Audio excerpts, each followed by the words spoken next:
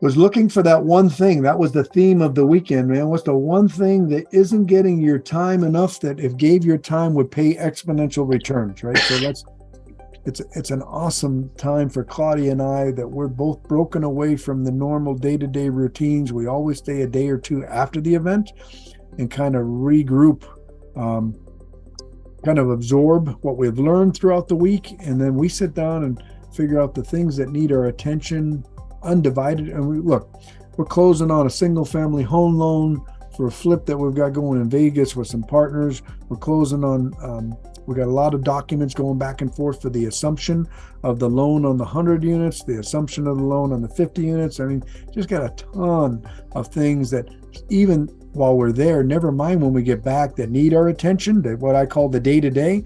We all have the day-to-day, right? The key thing, and we talk about this often because it's been so ingrained in my brain from reading the 7 Habits of Highly Effective People, right? We often talk about quadrant 2 time, right? The things that are important, but they're not urgent. And the example that I give is, taking my daughter on a date. Back when she was younger, we'd go a couple times a month. Now it's a little bit less than that, but spending that quality time with my kids is exponentially important, right? But is it urgent? It's not. It's not urgent. So what gets my attention is those urgent things, right? So when we talk about setting goals, when we talk about, right now we're talking about investing and maybe setting ourselves up for some mailbox money income and building upon that over and over and over again as time and the stack of cash permits.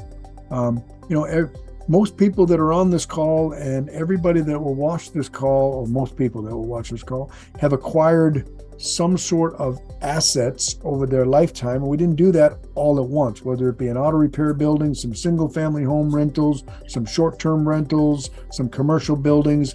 I know everybody has all of that going on. That happened over time, right? Same thing's going to happen with your investments. Over time, you're going to develop a level of comfort and develop a bucket that you feel comfortable with risking and putting out there and seeing if you can get those types of returns. So my suggestion is to take that quadrant 2 time, that content development time, I call it, and spend the time to really figure out, okay, how much do I have? What is the surplus cash? What surplus of cash do I have that exceeds my security fund, right? Because we definitely want mama sleeping good at night, right?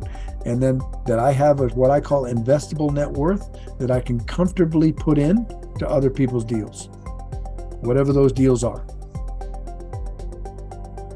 And maybe even I'm not a big proponent of an index fund, although my mentor's been browbeating me to death that I need to have a portion of my bucket in that stuff as well. And I'm sure I will. I currently don't, but I will. I certainly will.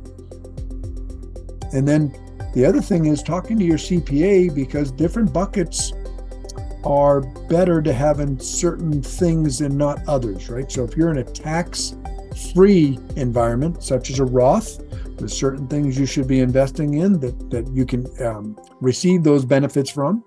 And there's certain things that, not a Roth, a traditional IRA, there's something called UBIT. Anybody familiar with UBIT, which is a tax? It's a universal business something tax. I don't know what the I is for, but what it means is if, let's say hypothetically, I took my traditional IRA and I went and bought a liquor store, just a business. I bought a business with it.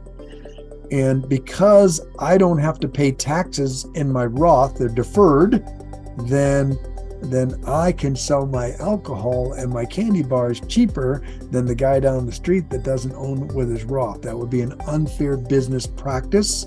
So even though it's a tax deferred vehicle, in certain environments, you would be taxed UBIT. And it's not cheap. It's an expensive tax. So prior to investing in any vehicles with a traditional or Roth IRA, you want to have a conversation with your CPA.